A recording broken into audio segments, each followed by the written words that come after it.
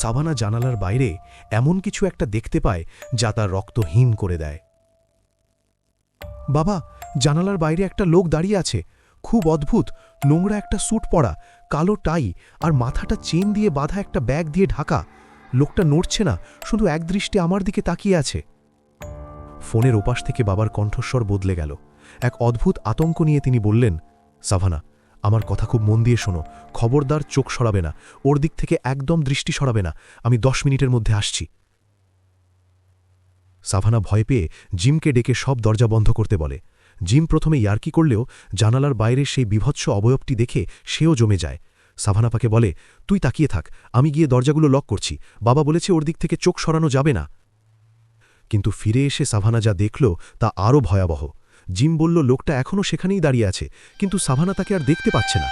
Savanna হঠাৎ বুঝতে পারল সেই বিভীষিকাময় অবয়বটি এখন আর জানালার বাইরে নেই, সেটি সরাসরি ঘরের ভেতর ঢুকে পড়েছে। ঘরের নিস্তব্ধতায় সে এক অদ্ভুত উপস্থিতি টের পেল। যেই না সে পেছন ফিরল, দেখল সেই অদ্ভুত পোশাক পরা লোকটা ঠিক তার সামনে দাঁড়িয়ে আছে। কিছু বোঝার আগেই লোকটা খপ করে সাভানার চোখ দুটো চেপে ধরল, যেন তাকে অন্ধ করে দেওয়ার চেষ্টা করছে। ঠিক সেই চরম মুহূর্তে বাবা বাড়ি ফিরলেন। বাবা একটি আয়না নিয়ে সেই অবয়বটির সামনে ধরল। নিজের প্রতিবিম্ব দেখামাত্রই সত্তাটি ছটফট করতে শুরু করল এবং চোখের পলকে বাতাসের সাথে মিশে অদৃশ্য হয়ে গেল। তখন এক চরম সত্য বেরিয়ে এলো। এই সত্তাটি তাদের পরিবারকে তাড়া করে বেড়াচ্ছে সেই তখন থেকে, যখন বাবার সাথে মায়ের প্রথম দেখা হয়েছিল। এর নিয়ম খুব অদ্ভুত আর ভয়ঙ্কর।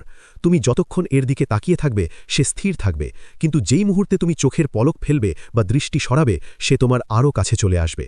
সবচেয়ে ভীতিজনক তথ্যটি হল, যদি দ্বিতীয় কোনো ব্যক্তি সেটির দিকে তাকায় এবং প্রথমজন দৃষ্টি সরিয়ে নেয়, তবে সেই সত্তাটি নিজের একটি প্রতিচ্ছবি বা ক্লোন তৈরি করে ফেলে। জিম যখন তাকিয়েছিল আর সাভানা দরজা বন্ধ করতে গিয়েছিল, তখন সেখানে একটি নয় বরং 2টি দানব তৈরি হয়ে গিয়েছিল। গল্পের শেষে সাভানা বুঝতে পারে তার মা এতক্ষণ কেন ফেরেননি, কারণ সেই সত্তাটি ইতিমধ্যেই ঘরের ভেতরে ঢুকে পড়েছে এবং আরেকটি সত্তা তাদের মায়ের রূপ ধরে হয়তো দরজার ওপাশেই অপেক্ষা করছে।